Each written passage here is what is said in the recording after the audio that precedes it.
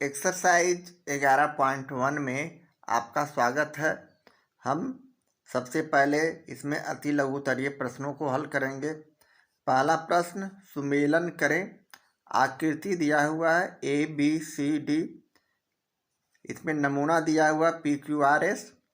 तो इसे हम किस तरह सुमेल करेंगे, मैच करेंगे, आपस में मिलाएंगे। तो चलें इसे हम उसी तरह हल करते हैं। यहाँ पहला का फिगर इस तरह दिया हुआ है। ये सरल वक्र तो है, एक सरल रेखा है जो वक्र के रूप में है, किंतु ये बंद नहीं है। तो सरल वक्र है जो बंद नहीं है, तो हम इसका हल में लिखेंगे। ए का सुमेल करेंगे तो इसका आंसर हमारे पास हो जाएगा R। उसी प्रकार बी, ये सरल वक्र तो है किंतु ये वक्र नहीं है। सरल बी का हमारा सरल वक्र नहीं है, क्योंकि ये इस तरह आता है। सरल वक्र का उदाहरण है कि हम जहाँ से बॉल पेन को शुरू करते हैं वहीं आके एंड होना चाहिए, वहीं ख़त्म होना चाहिए। तो बी का S होगा, इसलिए कि ये बंद सरल वक्र नहीं है। इसी तरह सी का सरल वक्र तो है जो बंद, सी का हमारा P होगा। सरल वक्र है, ये यहाँ से हम पेंसिल शुरू करते हैं और यहाँ पुनः आके हम ख़त्म करते हैं। जो सरल बंद वक्र को सूचित करता है, ये बंद है चारों तरफ से, तो हम इसको सी का P रखेंगे। इसी प्रकार अब बच गए डी का ये बंद वक्र जो सरल नहीं है, ये बंद वक्र है ना, क्रॉस करता है, चारों तरफ से बंद है। तो डी का अंत में हम क्यू लिख सकते हैं। डी का ये बंद वक्र जो सरल नहीं है। ये 1 नंबर का प्रश्न है जिसे हम इस तरह सिर्फ मिला देते हैं। ये हमारे कॉन्सेप्ट पर निर्भर प्रश्न है जो चैप्टर के पहले दिया हुआ है कि सरल वक्र किसे कहते हैं, बंद वक्र, खुला वक्र किसे कहते हैं, पॉलीगॉन यानी बहुभुज किसे कहते हैं। इस तरह के प्रश्न को हम सिर्फ इस तरह लिख के हल करेंगे। दूसरा प्रश्न, उत्तल चतुर्भुज के कोनों की मापों का योगफल क्या है? यदि चतुर्भुज उत्तल ना हो तो क्या यह गुण लागू होगा? तो चलें इसे भी हम उसी तरह हल करते हैं। हम यहाँ उत्तल चतुर्भुज का फिगर चित्र बनाते हैं।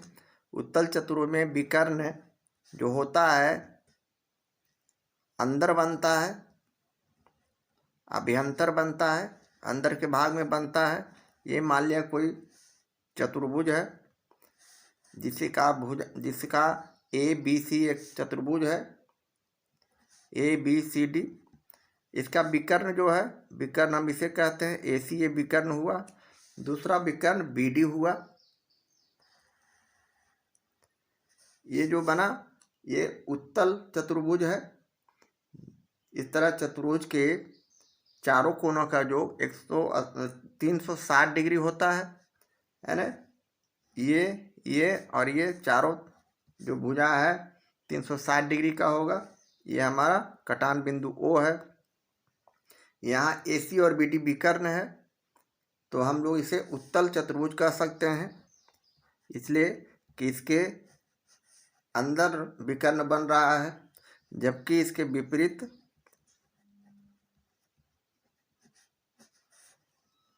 ये उत्तल चतुर्भुज है।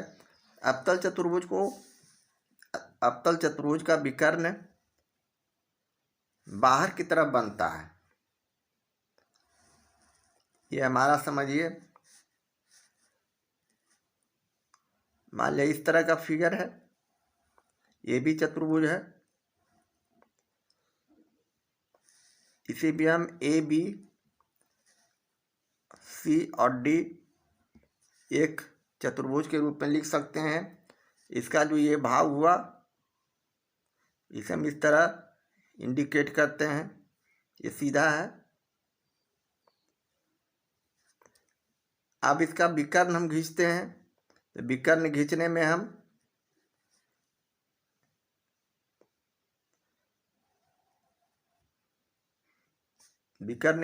हम बाहर की तरफ ये रेखा खींच देते हैं। तो जिस चतुर्भुज का विकर्ण बहिर्भाग में हो, बाहर में हो, उसे हम इसे अवतल चतुर्भुज कहते हैं। ये अवतल चतुर्भुज के उदाहरण है, इसलिए कि इसका विकर्ण बाहर की तरफ बनता है। एक विकर्ण ये हुआ तो दूसरा विकर्ण इस तरह हो जाता है। इस तरह हम इसे अवतल चतुर्भुज कहेंगे। अब इसका चतुर्भुज के चारों कोनों का जो 360 डिग्री होता है, तो इसका आंसर हम 360 डिग्री लिख सकते हैं। और चतुर्भुज में कोई भी चतुर्भुज हो, सभी का कोण 360 डिग्री होता है, तो इसका उत्तर हाँ में देंगे। इस तरह ये हमारा इस तरह एक एक नंबर का प्रश्न है, जिसे हम इस तरह जल्दी से लिख सकते हैं।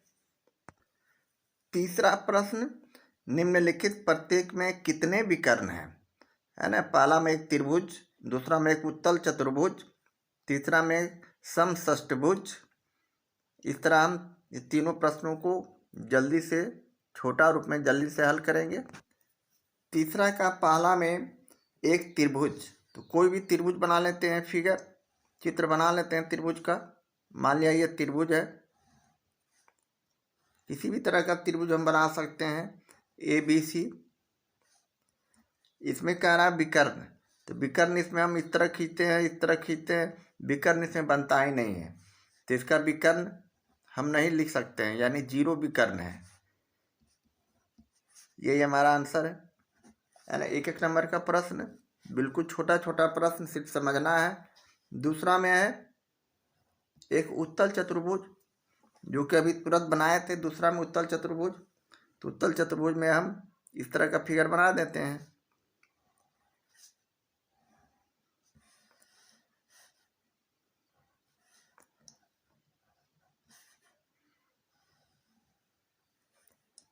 इसका नाम ABCD रख सकते हैं। इसका विकर्ण देखिए, AC इस तरह हो गया और ये BD इस तरह हो गया, ये विकर्ण है। यानी इसका विकर्ण कितना है, तो 2 है, और विकर्ण नहीं हम लिख सकते हैं। तीसरा में है एक समषष्टभुज, तो हम यहाँ एक समषष्टभुज का निर्माण करेंगे।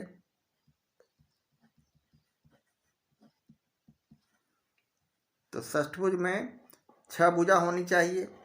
तो मान लिया इस तरह बनाइए फिगर, एक भुजा ये, दूसरा भुजा, तीसरा भुजा, चौथा भुजा, पांचवा भुजा, और ये छठा भुजा। और सारे भुजे सम है, यानी बराबर है। फिगर में हम बराबर नहीं बना सकते हैं, ये नाप इंच से बनाया जा सकता है, लेकिन हम इसे सूचित कर रहे हैं कि ये बराबर है। इसका नाम ABCDEF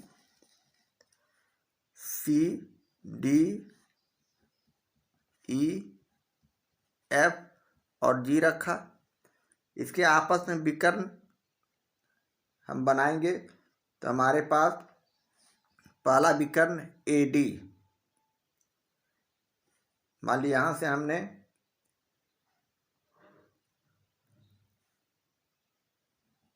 यहाँ मिलाया,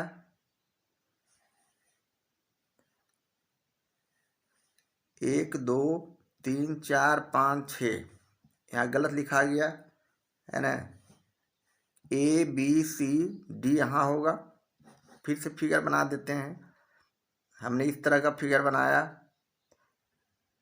2 3 4 5 और 6।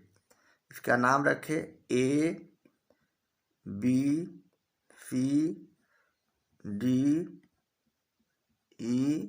और F। इस तरह हमारा ये समषष्टभुज हुआ, जो सबका भुजा बराबर है, सम है। अब हम इसके विकर्ण को लिखेंगे। इसमें 9 विकर्ण होंगे। कैसे होंगे? पहला विकर्ण AD, इस तरह हम खींच देते हैं, तो पहला विकर्ण हो गया AD, कॉमा दे दिए। दूसरा विकर्ण हो गया CF, CF यहाँ है और F यहाँ है, इसे हम मिला दिए, CF। तीसरा विकर्ण BE, B यहाँ है और E यहाँ है,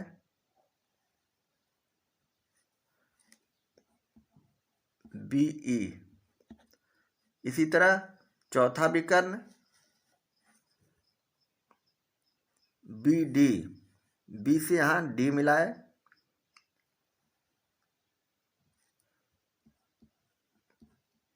BD। अगला CE, C से यहाँ मिलाए, तो ये हो गया CE। अगला AE, A को E से मिलाए, ये विकर्ण बन रहा है, AE। इसी प्रकार AC, A को C से मिलाए यहाँ से,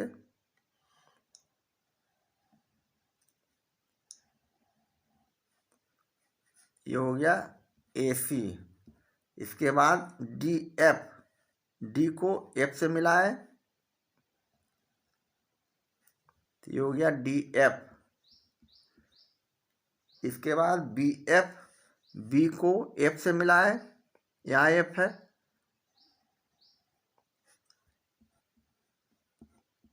BF। इस प्रकार 1 2 3 4 5 6 7 8 9, इसलिए विकर्ण की संख्या कितना हो गया? बराबर 9। तो हम इसे 9 आंसर में लिख सकते हैं। इस तरह हमने तीसरा प्रश्न को हल किया।